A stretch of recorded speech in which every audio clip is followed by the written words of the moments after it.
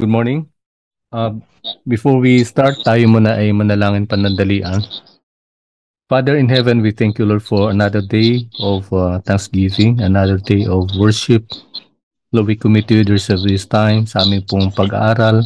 Tulungan niyo po kami, Ama, na maunawaan po namin ang mga lessons for the day. Maraming salamat. Ito po ay aming panalangin sa pangalan ni Jesus. Amen. Okay, so please show up once again. Gusto ko kayong makita uli. And tuloy tayo ngayon sa ating gagawin. We are going to have a very short discussion lang regarding doon sa application of therapeutic massage. Maiksi lang to. We hope we could cover this in 20 minutes or less. And then tuloy tayo sa inyong maging second unit test. Okay, tulad sinabi natin 50 items. And then ang inyong unit test sa ngayon, hindi pa ito graded. But I will expect that you know already by the next unit test natin from the next module that we're going to cover in our order na pangatlong module yon 3, 4, and 5, which is the massage, the practice of massage, and then the anatomy and physiology, and then microbiology and pathology. Lahat ng ito ay graded. Ibig sabihin nun, sa 50 items, dapat ang minimum score ninyo is 75. Okay, ulitin ko ha, minimum score ng inyong unit test in the succeeding unit test after this test will be 75. Sa ngayon kasi 50% yung passing score. And then yung final exam ninyo, which is 100 items, it will all be added, no? Mayroon tayong system may application tayo na ginagamit wherein i-compute niya na lahat yon. Given all the 3 quizzes and one final exam, mako-compute niya rin yung sino nakakuha ng 75% passing score. Okay. Tuloy tayo. Like we said, we have already an agreement, di ba? Please show up during our class para hindi po namin I'm not facing a blank wall. I will only allow na hindi kayo kung mahina yung signal, just ask permission, then I will allow you to do that. Okay, so what are the application for therapeutic massage? If you remember during our past lessons, pinag-usapan natin yung dalawang major branch ng massage. We have the wellness massage and we also have the therapeutic massage. And when it comes to the wellness massage, nandun na nakapaloob yung 5 basic stroke manipulations, variations, subvariations, things like those. Na mayroon din siyang rationale, may mga benefits din siya. For this last lesson natin for today, for the module natin on massage therapy practice or application, I should say, ang huling pag-usapan natin yung 8 conditions or yung 8 indications for massage based sa DOH manual. And dito sa na to, kasi ang sa inyong oral practical examination, dalawang possible scenario is either yung assessor pababayaan ka mag-present, no, lahat ng 3 stages, yung 5 basic strokes, ipipresent mo yun ng dire-diretso. No? So meaning to say, wala interference coming from the assessor. Another option that an assessor might do is, once you enter or once your model enters the massage room, pabubunutin niya ng papel. At yung bubunutan na yon ay nandoon yon, pipili siya doon sa 8 conditions na iyong i-address. Ito ay sa bahagi ng therapeutic massage. No? So, yun yung pag-aaralan natin ngayon. No? So, yung 8 na yun, pag yun ang napili, isa sa inyo sa napili na yun, alam nyo na yun yung gagawin. Anong stroke ang gagawin, ano yung mga precautionary measures ang i-observe, and things like those. So, yan yung ating tatalakayin para sa araw na to.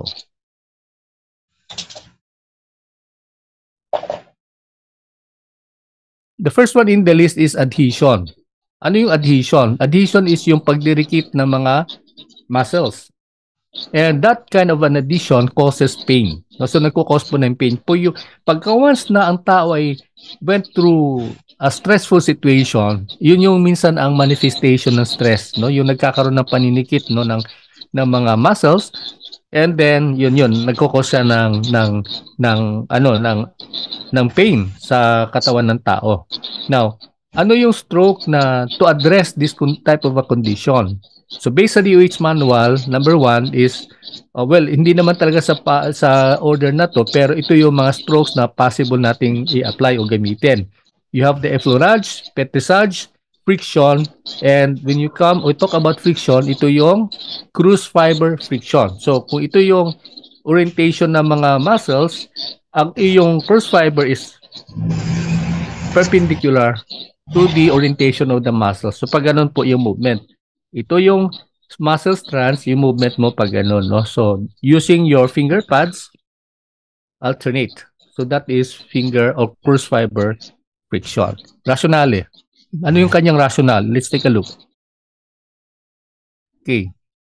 Rationale number 1, it helps get rid of adhesion. So, nalulusin yung mga muscles, breaks up the adhesions, and then once nalusin na yung mga muscle fibers na nagkaroon ng adhesion, nagkaroon ng pag-increase ng blood circulation, and then yung glandular activity. Ibig sabihin nun, nanunumbalik na naman yung movement ng mga glands, yung mga ano natin, nasa superficial layer ng ating skin. Okay, now what are the precautionary measures? Number 1, yung pain, we have to be conscious about the tolerance level ng ating client. Pain tolerance level. So ano lang yung kaya niya, doon ka lang mag-a-add ng pressure. Pagka hindi niya na kaya, pagka medyo nagre-react siya, then you lighten the pressure. Number 2, Bell's palsy. Ano yung Bell's palsy? Bell's palsy is normally manifestation ito ng mild stroke. Kaya nagkakaroon ng pagngingiwi ng mukha ng tao, like we can see here in the image. So ano yung mga strokes? Effleurage, petrissage, friction, and surprisingly, pwede ang taputment. But the taputment that we can do here is the raindrops. So ganun po 'yon, no? So light lang tapping movement sa face. Huwag niyong gagamitan ng slapping, huwag niyong gagamitan ng hacking, ng ganun. It's only raindrops will do. Yan.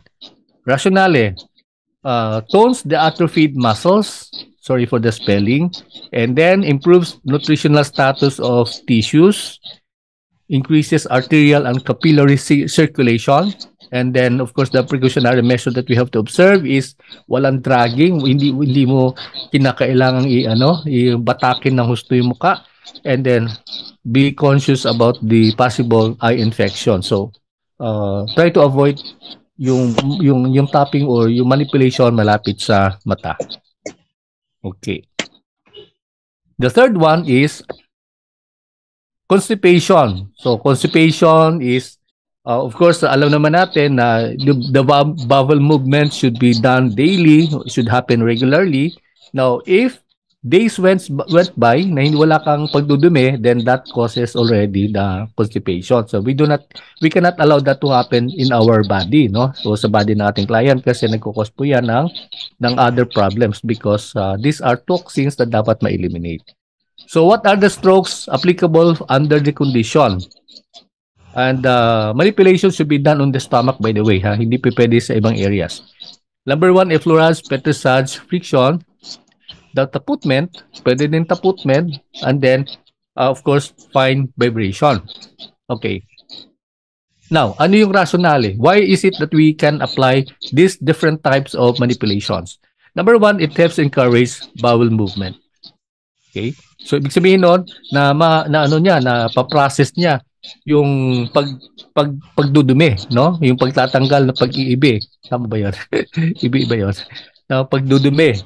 Okay? Increases peristalsis. Ito yung wave-like muscular contraction.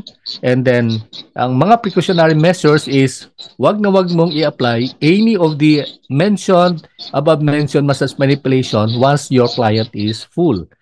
Yung stomach niya is full. Okay?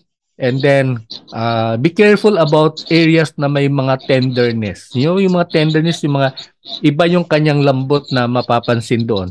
Hindi normal. So, yun yung i-avoid natin kasi it might be a symptom of something that is delikado, no? Dangerous. Okay, so ano ang next natin? Pang-apat, insomnia. Yan. Okay, kung ang ating client ay hindi nakatulog ng ilang araw tapos Wednesday na hindi nangyari. Okay. Hindi siya sinipot ng kanyang jowa, hindi siya nakatulog, hindi nakakain, hindi nakatulog, hindi makapag-isip na maayos ng ilang araw. Does that mean insomnia na ba 'yon? Yun yung tanong. Okay? So kapag ilang araw lang, but even sabihin na natin, mga weeks na gano'n, na nangyari, talagang sobra yung kanyang pagdaramdam. So doon yung pagdaramdam ni kuya, o gano'n. So hindi pa yon insomnia. Ang insomnia, the clinical insomnia na sinasabi, nangyayari kapag ang client ay hindi na nakatulog, nakaranas na maayos na pagtulog, o kung nakatulog man siya, madali siya magising, yung gano'n. No? So, mayroong erratic sleeping pattern. No? Hindi pare-pareho yung kanyang sleeping pattern. For many years, then we can conclude that is already insomnia. Okay? Pero kung weeks lang, wala pa yan. Pero kung umabot na yan ng mga ilang buwan, ilang taon, no? Even, that means insomniac yung client.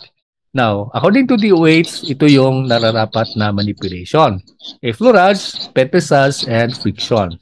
Okay, so ito yung mga massage strokes na soothing yung kanyang effect na nag-induce ng sleep. Okay, yung rationale niya is slow movement, stimulates relaxation of the nervous system, and the stimulus the serotonin helps regulate the sleep, and they produce melatonin, yun po yung nagkukos ng yun, nakakatulong sa pagtulog ng ating client. Now, ano ang kanyang precautionary measures or things that we have to be careful about? Number one, i-apply natin yung stroke na yan o iwasan natin yung stroke na mga nakapag-stimulate. Okay? Iwasan natin yung mga stroke. Kung nakikita mo yung panahon ni Manny Pacquiao nung araw, yung mga boxing niya, di ba? Before siya magkaroon ng major fight, merong nagmamasahe sa kanya doon sa backstage, no? May nagmamasahe sa kanya. At kung mapapansin yung massage na yon is taputment, kalimitan taputment yon. Bakit? Kasi ini-stimulate yung muscles. Yun. Pero pagdating sa insomnia, never mong gagawin yung ganong klaseng stroke manipulation.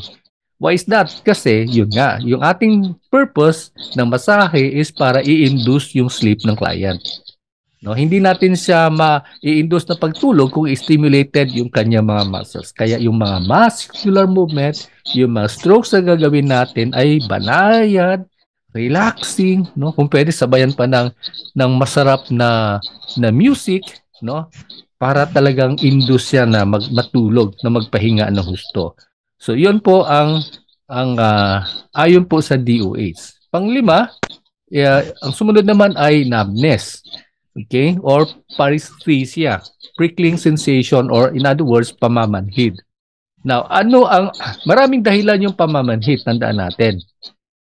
Pero, yamang sa ating massage clinic, sa spa natin, kapag mga ganong cases, pwede natin yung pwede natin yung ibigyan ng treatment provided hindi siya isang malala na medical condition. Okay? For example, pagka mga cases like mga liver problems, cirrhosis, mga ganun, no? So, isang yan na manifestation po ng pamamanhid. Pero kung mga lang, yung superficial lang na pamamanhid yan, according to DOH, ito yung pwede nating gawin. We can apply effleurage, and then the nerve strokes, taputment, as the massage manipulation. Now, ano yung kanyang rationale for doing those? Yung stroke na yun ay nakapag-restore ng normal nerve function.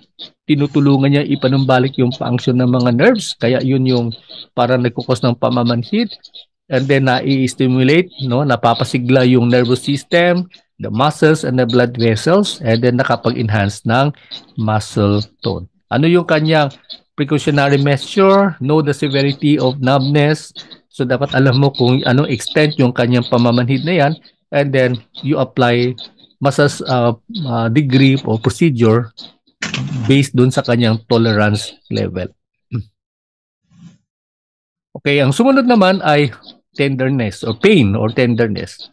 Okay? Yung pain or tenderness na yan, yung anumang uring sakit na nararamdaman ng ating client, sabi ng DOH, mayroon tayong tatlong pwedeng gawin. No? We can do apply effleurage, petrissage, and friction. Okay, rationale, you try to assess the area kung nasaan yung pain, probably anong reason na cause ng pain na yon. And then, of course, yung ating manipulation would help induce elimination of waste products. No? Baka may ano kasi, may minsan may mga waste materials na nandoon na nakatambay lang siya doon kaya nagkukos ng pain. And then nakakatulong din i-stimulate yung endorphin. The endorphin is a type of a chemical produced in the human body that helps induce or relieves pain. And of course, pagka na-relieve yung pain na yon, nagkakaroon din siya ng masarap na pakiramdam. Okay? So that's about it. No? So ano yung kanyang precautionary measure? No, the pain tolerance level of the client. I think almost pareho siya sa iba-ibang mga conditions that we have mentioned. Okay, the next one is the scar or peklat. Okay, so when are we going to massage a person who has a scar? According to the manual of DOH, the minimum number of months after an operation, after a major operation, na pwede natin masahin yung client is 6 months. Okay? Hindi pa pwedeng masahin within the first 6 months ng operation or major operation na yan. So after 6 months, pwede. Kaya ano yung mga stroke na pwedeng i-apply? You can use the effleurage, petrissage, friction, and then of course ang star dito is yung coarse fiber na sinasabi natin when it comes to the friction. Rationale, tumutulong siyang alisin yung kapal ng peklat na yan, no? The thickness of the scar, and then inaalis niya din po yung excess scar tissue, yung gano'n, and then naka-stress na din muscle tissue, and then of course na-shred niya yung mga dead cells.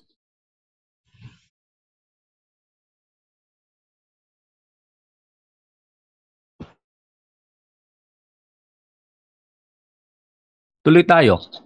The precautionary measure that we have to observe is again, the pain tolerance level ng ating client. Okay.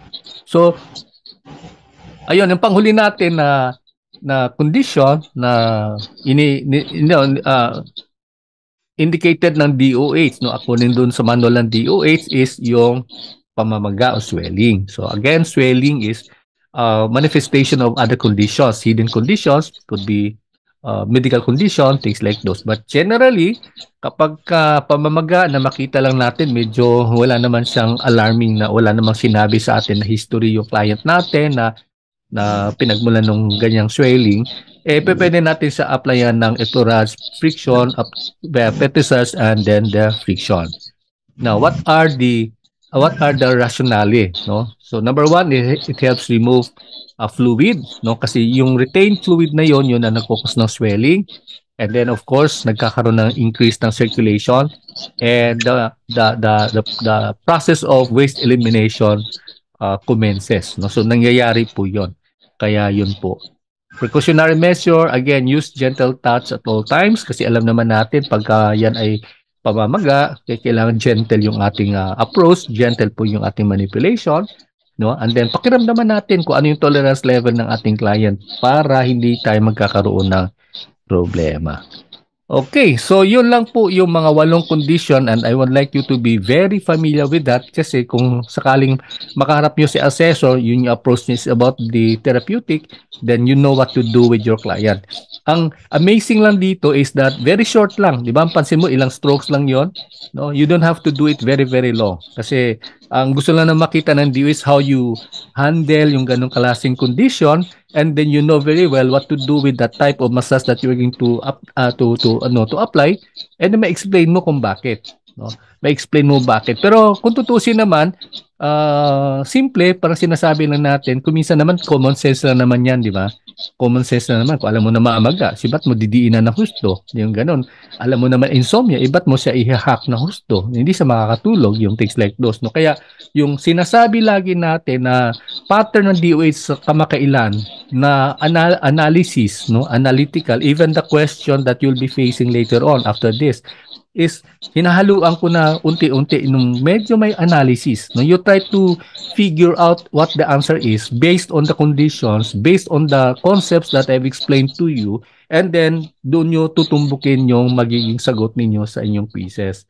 Okay? So yun po yun, yun po yung ano natin kasi I don't know if I've told you about this na yung last examination ang gumagawa is the ano na UP Diliman, no? Kaya medyo iba yung approach nila, no? More on the ano sila no, sa practical side ng application side sila na nakatumbok. Okay? Hindi masyadon sa memorization. Although, it will really pay a lot na kabisado nyo kung ano yung content ng manual. No? Hawak-hawak nyo na yung manual na yan, kabisado nyo yung content na yan, you know already the nitty-gritty of that. Pero when it comes to the answering the questions ng DOH based sa report na nakuha natin last previous examinations, is medyo may analysis na silang in-emphasize. Okay? So, alam ko naman hindi kayo mahirapan doon, no? Kasi yun nga sinasabi natin na hindi naman kailangan ng rocket scientist para masagot yung ganyang mga tanong ng DOS kasi ang context lagi masahe. Okay, ang context nandoon lang sa 5 basic stroke manipulation. Saka yung ability natin to determine, to be sensitive doon sa client natin and then to apply accordingly kung ano yung nararapat. Okay, so there you are. Our time check is 2 o'clock. I'll give you 30 minutes.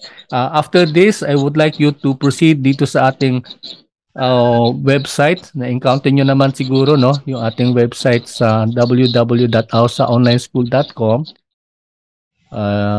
Ayan. I'll just show it to you.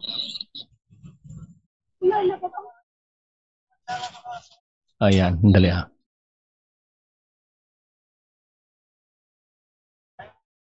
Ayan. So, congratulations na nakalagay. So, ito yung makikita nyo doon sa unit test. Yan, dito kayo ha, papasok. Pagka hindi kayo makapasok, probably may problema yung inyong password. Pero since na-experience nyo naman yata yun in the past, so dito lang i-click nyo sa website natin, unit test, and then you follow instructions accordingly. Now, ang ginawa ko, I try to tweak the test ngayon na 50% yung passing score. Out of 50 na items, 50%. So that's going to be 25. Ngayon, pagka nasa lagpas kayong 25, ang mando ni system is papadalan kayo ng quiz results. Abangan nyo doon sa inyong email address. Na kuha nyo po yon. Ngayon, yung iba sa atin, baka hindi nakapag-aral na maayos. So, below 50, below 25 score nila, hindi sila mapapadalhan ng quiz result. Kaya share nyo na lang kung kayo ay kung kayo ay may access din, share nyo na lang doon sa hindi pa nakapag-access, no? Kasi as time goes by, in the next quiz na gagawin natin, 75% yung passing score. So pagka hindi ka nakakuha ng 75, you will not receive any notification regarding your quiz result. Okay, so yun lang po, and then all the best, and I'll free you up now para sagutin yung mga test questions. Proceed now sa ating website. Thank you so much, and see you tomorrow. God bless. Bye for now. Thank you. Thank you.